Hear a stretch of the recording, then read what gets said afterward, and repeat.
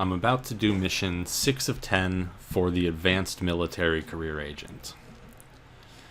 You can use two types of active propulsion modules, afterburners and the bigger brother Micro Warp Drive, or MWD. We're about to teach you how to use afterburners. So afterburners will typically increase your speed about 100%. So they'll roughly double your speed that your ship can go when they're active. They don't really have any other side effects on your ship in that regard.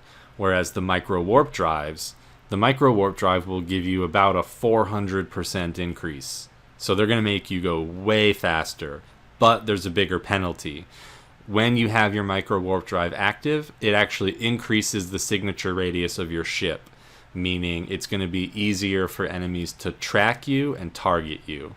So keep that in mind. You'll go faster with the Micro Warp Drive, but it does have some downsides. Afterburners don't increase your speed as drastically as Micro Warp Drives, but they suffer less penalties. They only use a moderate amount of capacitor to run and cannot be disabled by warp scramblers. So that's another important thing. The amount of capacitor that an afterburner uses is a lot smaller, so it's not going to drain your system. A Micro Warp Drive is going to eat up a ton of capacitor, and a lot of times you just pulse the Micro Warp Drive for one cycle to close a gap, and then you turn it off. Also, warp scramblers. In the previous mission, we looked at warp disruptors. There's warp disruptors and there's warp scramblers. Warp disruptors are the long 20-kilometer range ones, and the warp scramblers are the short ones that work about 7 kilometers. The warp scrambler is a lot stronger, and it actually prevents you from using your Micro Warp Drive as well. So it'll disable your regular warp, so you can't warp away, and if you have a Micro Warp Drive, you won't be able to use that either. But you can still use an afterburner. Another thing is afterburners are easier to fit because they'll use less power grid and CPU and have no fitting penalties. Okay, so we've got an area riddled with dangerous magnetic interference that will damage your ship periodically. We need you to fly through it quickly using an afterburner. Okay, so they're going to provide us an afterburner and we're going to get some missiles out of it. Okay, we don't have anything to use the missiles with yet, but it's an ammo for a missile launcher. So maybe later they'll give us a missile launcher. So, okay, let's accept and then close. And then let's go pick a ship to run. Why don't we just click board my Corvette? Because we don't need a big fancy ship for this. We just need something with an afterburner to fly through the system. So if we hit inventory, we can see our afterburner there. And if we go to our ship, here we go. It doesn't have anything on it, so let's attach that afterburner that they gave us. Now we can see, if we mouse over it, our max velocity without, 339, max velocity with, 322. Let's undock and go take care of this mission and fly through that gas cloud.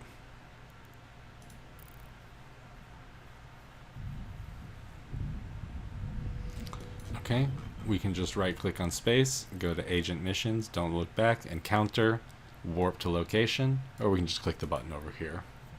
Warp drive active.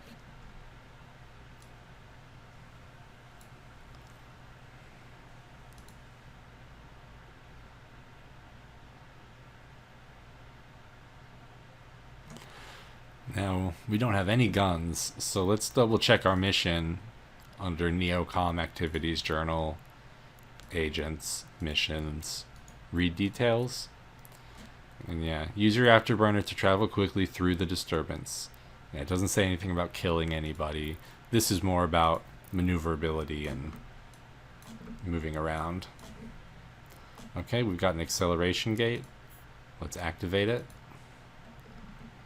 Warp drive active. Transmission from our agent. Alright, once you enter the next area, you should see an asteroid station. Head to that as quickly as you can.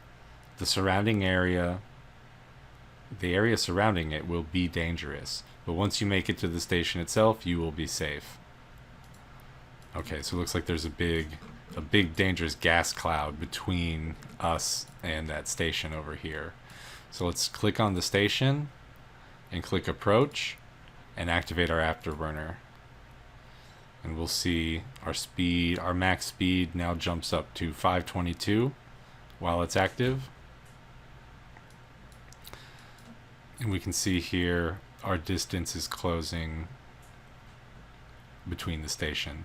We're about to hit 20 kilometers. Now, let's hope our ship does survive because it's actually doing a lot of damage to our ship.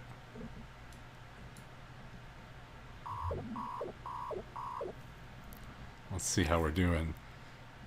Not very good, actually. Getting dangerously low. Actually, it looks like we're already through the worst of the cloud. And we're almost there. Good thing we had the afterburner, we probably would have died. We're going to have to repair this ship up too because the armor's damaged. Okay, done. Click dock. Let's get out of here. Hopefully we won't bounce into that structure. Oh, we're going to. Or, are we? Yeah, there we go. We're bouncing into it a little bit. When you bounce, you don't bounce directly into things. It's as if there's a bubble around your ship and a bubble around the other objects. And the bubbles bounce into each other, so you won't get necessarily close enough to see your ship physically touch it, but it's like your shield around your ship is what repels you. When we get back, I'll show you how you can repair your ship. The shield will recharge automatically.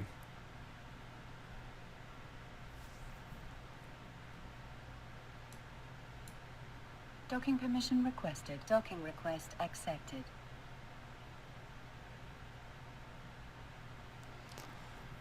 Now we'll start a conversation with our agent. Complete the mission. And let's repair our ship really quick. You can right click on your ship and hit get repair quote. Here it'll tell you how much it estimates it'll cost. In this case 0 ISK because it's our starter ship.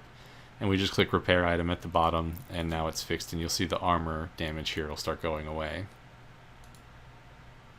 Now our ship is nice and repaired.